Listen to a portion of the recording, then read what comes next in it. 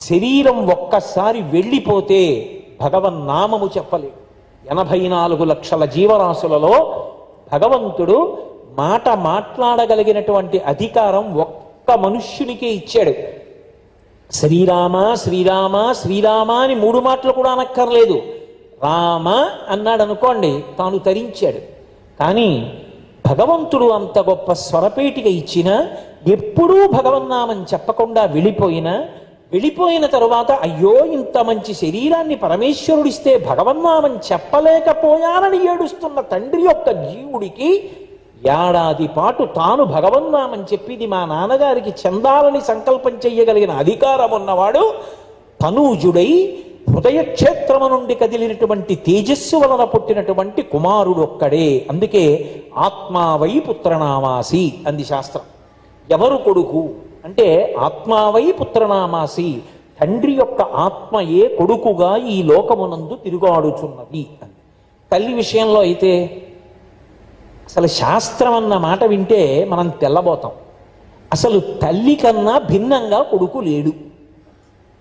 అసలు తల్లి యొక్క శరీరములో పెరిగినటువంటి ఒక శరీర భాగమే ప్రాణం పోసుకుని బయట తిరిగితే, బల్లి తోక చూడండి ఊడి కింద పడిపోయిన తర్వాత కూడా కదులుతుంటుంది. అలా కదిలితే అది కొడుకు కూతురు. ఎందుచేత అమ్మ కడుపులో ఊపిరి పోసుకుని అమ్మ కడుపులో పెరిగి అమ్మలోంచి పైకి వచ్చిన కొడుకు అమ్మ కన్నా భిన్నం ఎందుకు అవుతాడు? అమ్మే అవుతాడు. అందుకే అమ్మ శరీరం యొక్క కొనసాగింపే బిడ్డల యొక్క శరీరం. అమ్మ కన్నా భిన్నం కాడు. అందుకే లోకంలో అందరికీ ఒక్కటే పుట్టినరోజు. తాను పుట్టినరోజు ఏదో అదొక్కటే పుట్టినరోజు. అమ్మకి ఎన్ని పుట్టినరోజులు, ఎంతమంది బిడ్డలు పుట్టారో అన్ని పుట్టినరోజులు అమ్మ పుట్టినరోజు. ఎందుకో తెలుసా? నేను పుట్టిన రోజున మా అమ్మ జీవన్మరణ సమస్యను ఎదుర్కొంది. తాను ఉంటుందో ఉండదో, ఒకవేళ ఉండవచ్చు ఉండకపోవచ్చు, అయినా సరే తాను తల్లినవ్వాలనేటటువంటి కోరికతో ధార్మికమైన సంతానం కోసం ఆమెని మా తండ్రి గారు చేపట్టారు కాబట్టి ఆయన్ని తండ్రిని చెయ్యడం కోసం తాను మరణ సదృశమైనటువంటి వేదనని పొంది నన్ను కంది. నేను పుట్టినప్పుడు నేను బ్రతికాను, మా అమ్మ బ్రతికింది. అంటే మా అమ్మ మళ్ళీ పుట్టింది, నేను పుట్టాను.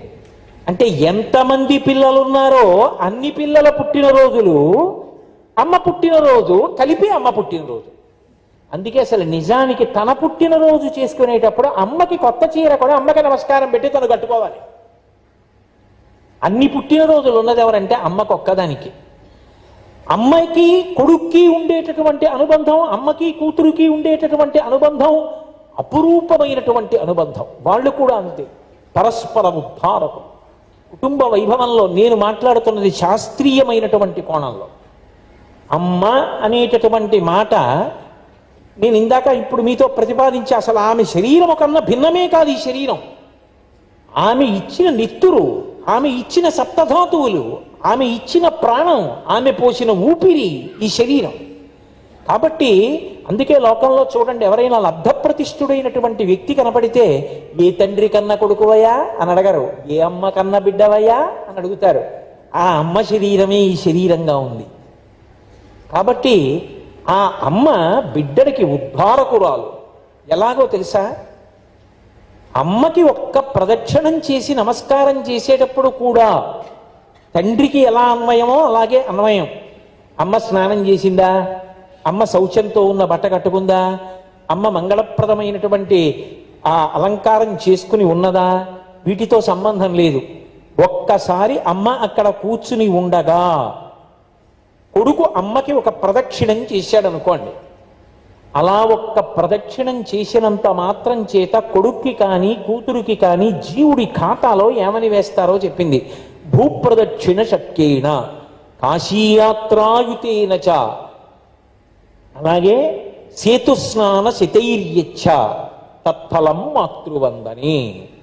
అమ్మకి ఎవరైనా ప్రదక్షిణం చేసి నమస్కారం చేస్తే ఆ రోజు వాడు ఏ పుణ్యం చేశాడు అని వేస్తారు అంటే భూప్రదక్షిణ శక్యేన, 6 మాట్లు ఈ భూమికి ప్రదక్షిణం చేస్తే ఎంత పుణ్యం ఇవ్వాలో అంత పుణ్యాన్ని 6 మాట్లు భూప్రదక్షిణం చేశాడు. కాశీయాత్రాయుతేన చ, వీడు 1000 మాట్లు కాశీక్షేత్రానికి వెళ్ళొస్తే ఎంత పుణ్యమో అమ్మకి ప్రదక్షిణం చేస్తే అంత పుణ్యం. కాశీయాత్రాయుతేన చ సేతుస్నాన శతైర్యచ్చ. రామేశ్వరం వెళ్ళి సముద్ర స్నానం మహాసంకల్పంతో చెయ్యాలి. మహాసంకల్పంతో 100 మాటలు సేతు స్నానం చేస్తే ఏ పుణ్యం వస్తుందో ఆ పుణ్యం తత్ఫలం మాతృవందనే. అమ్మకి ప్రదక్షిణం చేసి నమస్కారం చేస్తే వాడి ఖాతాలో వెయ్యి. ఇప్పుడు నాకొక్క మాట చెప్పండి, అమ్మ ఉండి కొడుకు అదృష్టవంతుడా? కొడుకు పొందిన అమ్మ ఎప్పుడూ అదృష్టవంతురాలని అంటుంది. కానీ అమ్మ ఉన్నది, అసలు మొదట అదృష్టవంతుడు ఎవరు? కొడుకు లేదా కూతురు.